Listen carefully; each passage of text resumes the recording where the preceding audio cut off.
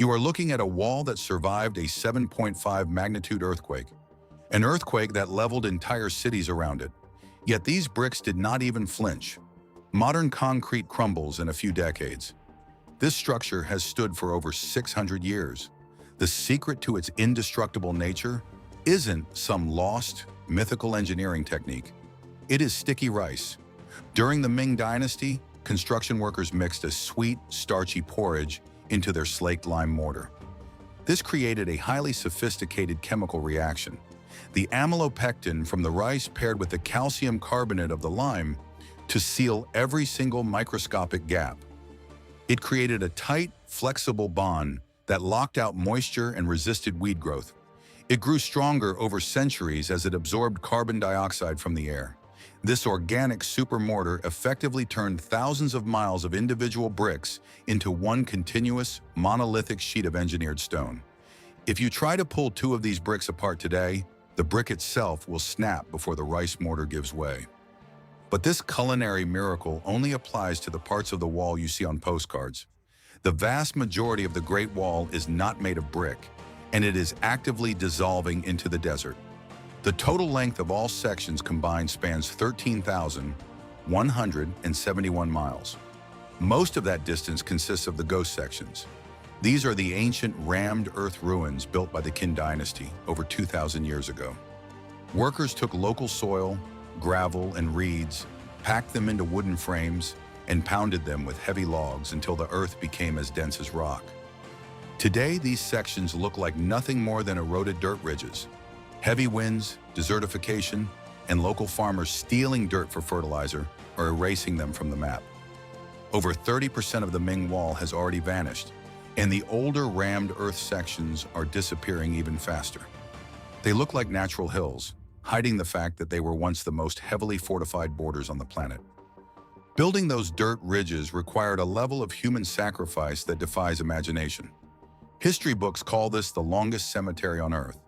The first emperor of China, Qin Shi Huang, conscripted a workforce of over 300,000 soldiers, convicts, and peasants. It was a literal death sentence. The conditions were brutal. Men carried 100-pound stones up vertical mountain ridges in freezing winters and scorching summers. Food rations were minimal. Accidents, exhaustion, and malaria killed laborers by the thousands. Popular myth says the bodies of dead workers were mixed directly into the mortar to reinforce the wall. That is chemically impossible. Decomposing flesh would create air pockets and cause the structure to collapse instantly. The reality is actually much darker. The bodies were simply dumped into mass graves running parallel to the foundation, or shoved into the loose dirt filled between the stone facing. You are walking directly over a mass grave of 1 million people. Family members would walk the length of the wall holding caged roosters, believing the birds crowing would keep the souls of the dead from being trapped inside the stone forever. The survivors of this brutal labor camp had to operate a defense system that was terrifyingly efficient. The wall was not just a physical barrier, it was a massive, ancient fiber optic network. If a horde of Mongol raiders showed up at the northern border, the defenders could not wait days for a horse messenger to ride back to the capital. They used a sophisticated high-velocity smoke and fire signal system built into thousands of watchtowers. The speed of this system was unmatched in the ancient world. A signal could travel 500 miles in just a few hours. To achieve this, guards used a specific fuel recipe. They burned a precise mixture of wolf dung, sulfur, and saltpeter.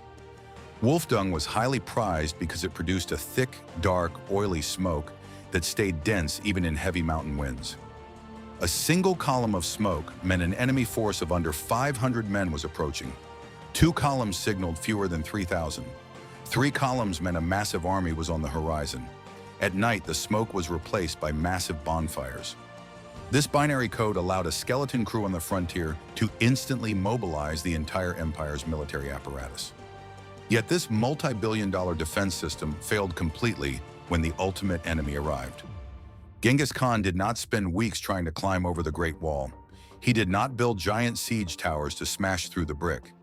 He simply looked at the massive stone barrier, looked at the gate, and realized every wall has a human element. The Mongols used bribery. The wall was only as strong as the underpaid, terrified guards stationed at the checkpoints. Genghis Khan approached the gates and offered the commanders immense wealth, gold, and positions of power within his expanding empire. The guards opened the heavy wooden doors and let the Mongol horde ride straight through without firing a single arrow.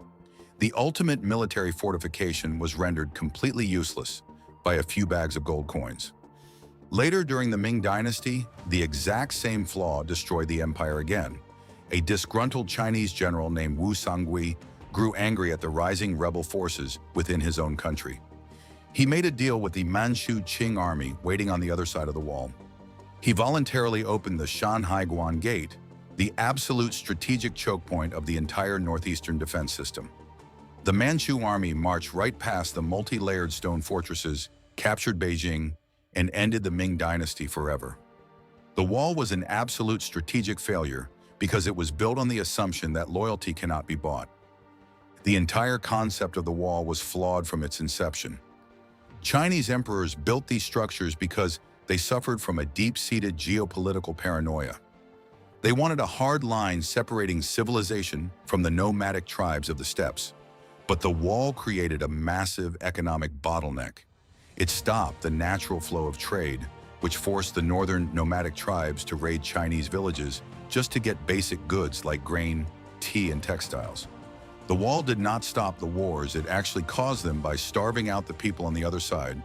Maintaining this colossal failure required an economic sacrifice that broke the backs of multiple dynasties. The sheer volume of material required for the Ming section alone is staggering. Workers had to bake billions of bricks in massive kilns built directly into the mountain slopes. They used local wood to fire the kilns, leading to massive deforestation that permanently altered the ecology of northern China. To transport these materials up sheer cliffs, engineers used complex pulley systems, massive lines of men passing bricks hand to hand, and herds of goats with single bricks tied to their backs. The financial cost drained the imperial treasury dry.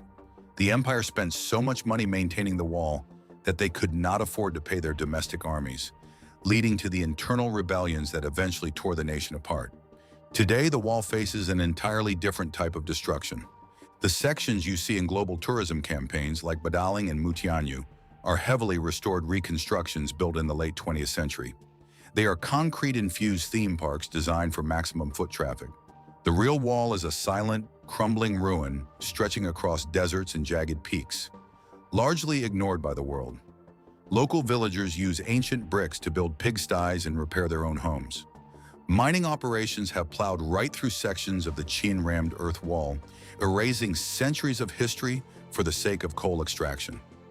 What remains is a monument to a profound historical irony.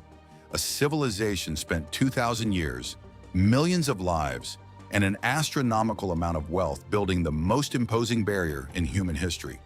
They mixed their own food supply into the mortar to make it permanent. They buried their children in the foundations. They engineered a smoke signal network that defied the physics of their time. And in the end, the enemy didn't even have to break a single brick to destroy them. While the soldiers waited for a war that rarely came, they lived in a state of constant, grinding boredom. To pass the time, they carved their names into the bricks, creating a massive stone-carved record of the common man. You can still find these inscriptions today. They aren't heroic poems about the emperor. They are complaints about the cold, tallies of days left in their service, and the names of wives they hadn't seen in a decade. These carvings prove that the wall wasn't just a military asset. It was a sprawling, 1,000-mile-long prison for the men forced to defend it. Even the architecture itself was a psychological weapon. The wall features crenellations on both sides in certain sections. Usually, a wall only protects the inside from the outside. But the Ming emperors were so paranoid about their own people that they designed sections of the wall to defend against attacks from within China as well. It was a cage designed to keep the world out, but it was also built to keep the Chinese population from escaping. The sheer scale of this isolationist project ultimately acted as a cultural poison. By sealing themselves behind 13,000 miles of stone, the dynasties cut themselves off from the rapid technological advancements happening in the West and Central Asia. They perfected the past while the rest of the world invented the future. When the wall finally failed for the last time, it wasn't because of a lack of bricks. It was because the world had evolved beyond the need for walls, leaving China trapped behind a masterpiece of engineering that had become a tomb for progress. Every time you see a photo of those iconic stone steps, remember that they aren't just a monument to strength, they are the physical remains of a civilization that tried to stop time with rice and fire, only to realize that no amount of stone can keep the future at bay. The wall still stands, but the empire it was built to save is dust.